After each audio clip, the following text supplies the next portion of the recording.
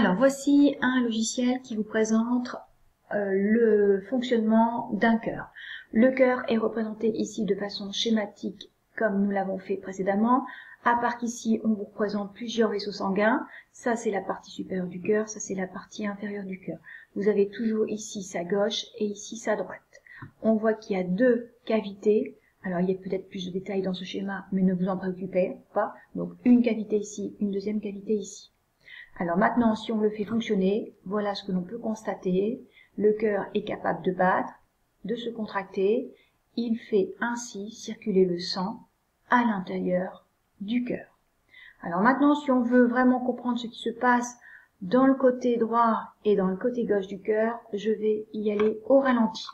Alors, je repars de là, voilà. Alors, on s'intéresse ici à la partie droite du cœur. Vous suivez bien?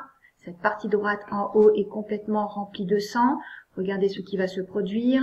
Voilà, la partie haute se contracte un petit peu et envoie le sang dans la partie basse du côté droit.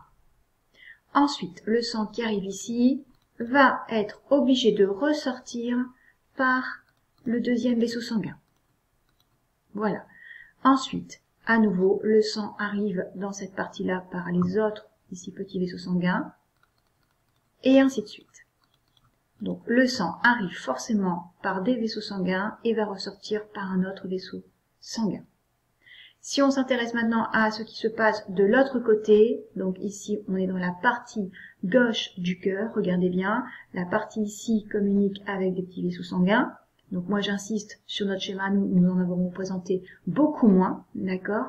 Donc ici c'est rempli de sang, le sang passe dans la partie basse, et va donc ensuite, regardez bien ici, repartir par un autre vaisseau sanguin. Pendant ce temps-là, du sang revient dans la partie haute pour ensuite revenir par cet autre vaisseau sanguin. Donc, le fonctionnement du cœur permet l'entrée de sang et la sortie de sang dans des vaisseaux sanguins différents. On n'aura pas des allers-retours de sang par le même vaisseau sanguin. Ça n'existe pas. Ce système va permettre la circulation du sang, on va dire en sens unique. Le sang entre par des vaisseaux sanguins et va obligatoirement ressortir par un autre vaisseau sanguin.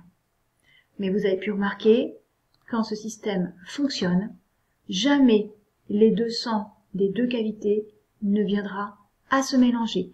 La cloison sépare parfaitement ce qui se passe dans la partie droite et la partie gauche.